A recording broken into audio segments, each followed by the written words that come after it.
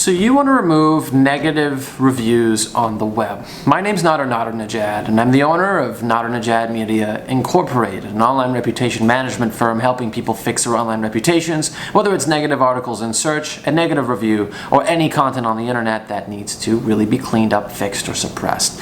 Now, I'm here to help you remove negative Google reviews, but before we jump into this, quick disclaimer: you cannot always remove reviews. I would put review removal success rate at about 20%. But before you get alarmed, don't worry.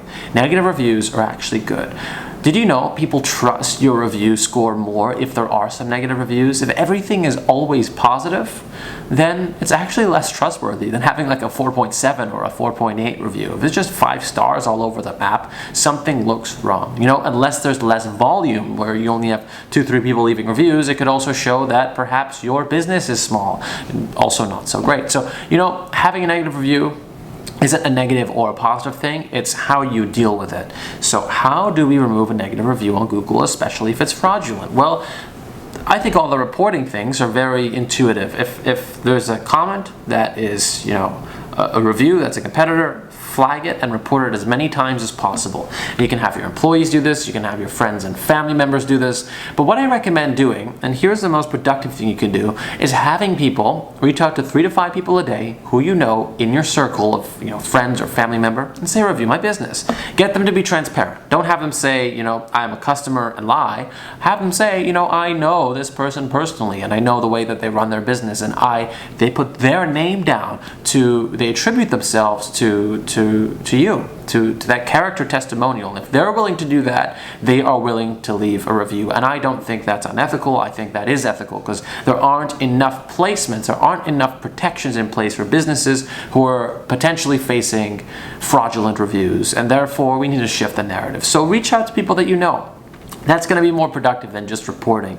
And oftentimes, what I recommend you do?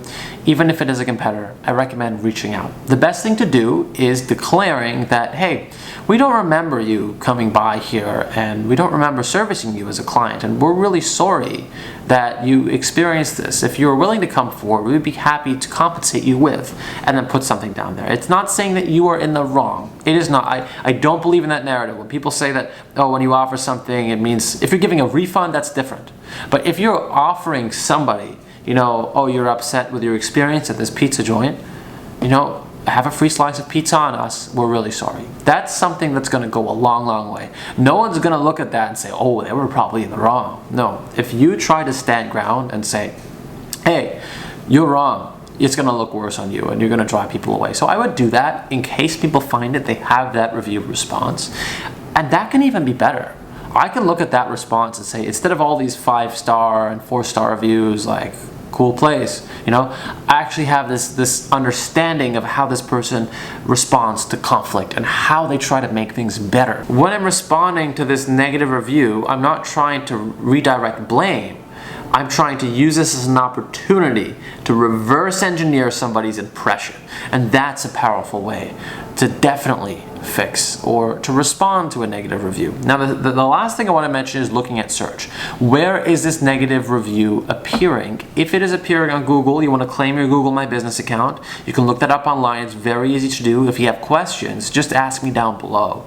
I'm happy to respond to any specifics you have. And then look through, where are these negative reviews appearing? Because oftentimes it's not just on Google. It's links in search. And you can do a combination of responding, getting your friends, your family members, your customers who are satisfied to leave reviews and create that 4.7, 4.8, 4.9 star image, which is great. And you can also push it down using long form articles by creating more social networks. If you visit the website, I have a list of over 80 social networks that you can use. That's Twitter, Facebook, Instagram, YouTube, and the works, but also other sites that you can use, like Discuss, or any of the business listing sites out there, or photo optimization sites. And they'll also push down the negative content too if they appear in search. So that's my initial advice to you.